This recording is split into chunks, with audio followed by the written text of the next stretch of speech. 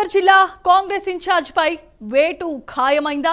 ఇటీవలే పార్టీకి వ్యతిరేకంగా డీసీసీ కార్యాలయంలో ప్రెస్ మీట్ పెట్టడమే అందుకు కారణమా? జిల్లా ఇన్ఛార్జ్ పురమల్లు శ్రీనివాస్ చేసిన కామెంట్స్ ను పార్టీ సీరియస్ గా తీసుకుందా? అందుకే ఆయనకు షాకాజ్ నోటీసులు జారీ చేశారా అంటే అవుననే సమాధానం వస్తోంది. ఇంతకీ పురమల్లు శ్రీనివాస్ పార్టీకి వ్యతిరేకంగా ఏం మాట్లాడాడు? పార్టీ అధిష్టానం ఎందుకు సీరియస్ అయింది? What's the story?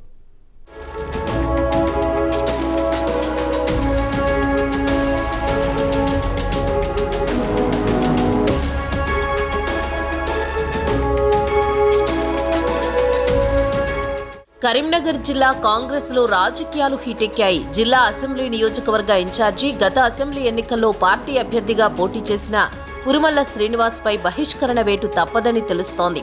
గతేడాది డిసెంబర్ 18న ఆయన డీసీసీ కార్యాలయంలో తన అనుచరులతో కలిసి ఒక సమావేశం నిర్వహించారు.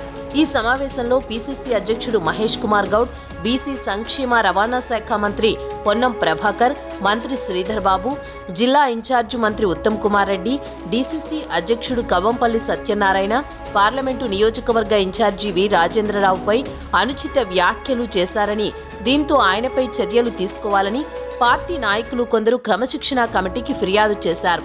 దీనిపై క్రమశిక్షణా committee chairman G Chinna Reddy Purumalla Srinivas కు షోకాజ్ నోటీస్ కూడా జారీ చేశారు.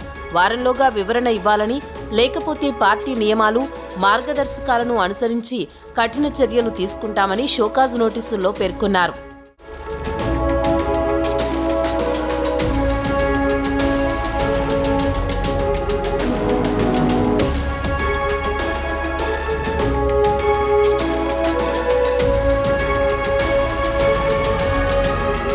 పురుమల్లు శ్రీనివాస్ పార్టీ గీత దాటారని, అందుకే ఆయనకు గత సోమవారం నాడు షోకాజ్ నోటీసులను జారీ చేశారు. క్రమశిక్షణ committee chairman doctor G Chinnareddy DCC అధ్యక్షుడికి ముందస్తు సమాచారం ఇవ్వకుండా ఆయన కార్యాలయంలో సమావేశం నిర్వహించడంతో పాటు పీసీసీ అధ్యక్షుడు, మంత్రులు డీసీసీ అధ్యక్షునిపై ఘాటైన వ్యాఖ్యలు చేయడాన్ని తప్పుబట్టారు.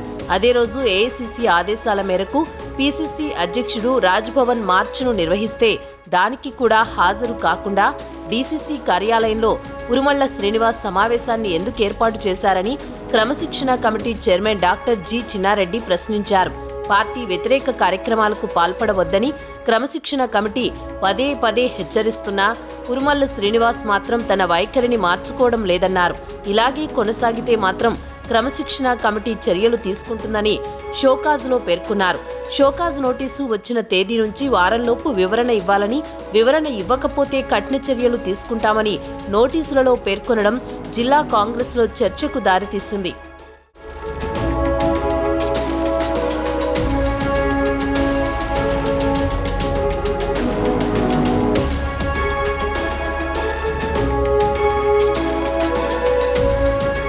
అసెంబ్లీ ఎన్నికల్లో ఎవరూ ఊహించని విధంగా పురుమల్ల శ్రీనివాస్ రంగప్రవేశం చేసి కరీంనగర్ నియోజకవర్గ కాంగ్రెస్ అభ్యర్థిత్వాన్ని పొందారు.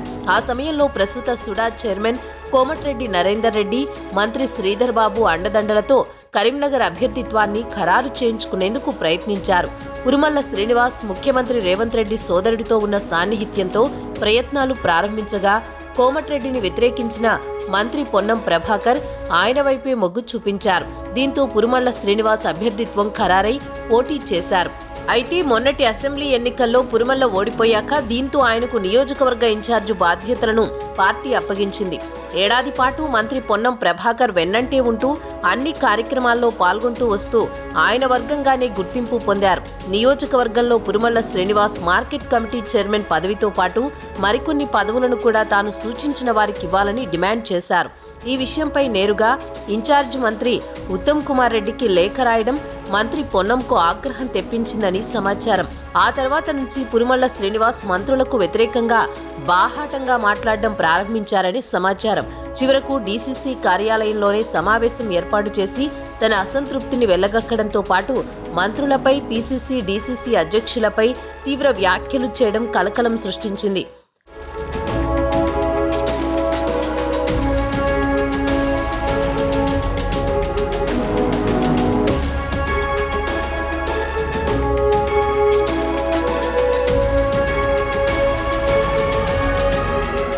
ప్రధానంగా మంత్రి పొన్నం ప్రభాకర్ను టార్గెట్ చేసి మాట్లాడిన కొన్ని అంశాలు పార్టీలో ఆయనను అప్రతిష్ట పాలు చేసేవిగా ఉండడంతో విషయం సీరియస్గా మారింది. మంత్రి పొన్నం అనుచరులు ఈ విషయాన్ని పీసీసీ అధ్యక్షుడు క్రమశిక్షణ కమిటీ చైర్మన్ దృష్టికి తీసుకువెళ్లడమే కాకుండా రాతపూర్వకంగా ఫిర్యాదు చేయడంతో క్రమశిక్షణ కమిటీ షోకాజ్ నోటీస్ జారీ చేసింది. వారం రోజుల్లో వివరణ ఇవ్వాలని, గడువు ఇచ్చినా పార్టీ క్రమశిక్షణను ఉల్లంఘించవద్దని పదే పదే సూచించినా మార్పు రావడం లేదని షోకాజ్లోనే పేర్కొనడంతో ఆయనపై ఇక వేటు తప్పదనే అభిప్రాయమే పార్టీ వర్గాల్లో బలంగా వ్యక్తమవుతోంది. ఒకవేళ పురుమల్లపై పార్టీ బహిష్కరణ వేటు వేస్తే అసెంబ్లీ నియోజకవర్గ ఇన్ఛార్జ్ ఏమవుతారన్నది ఇప్పుడు పార్టీలో చర్చనీయాంశంగా మారింది.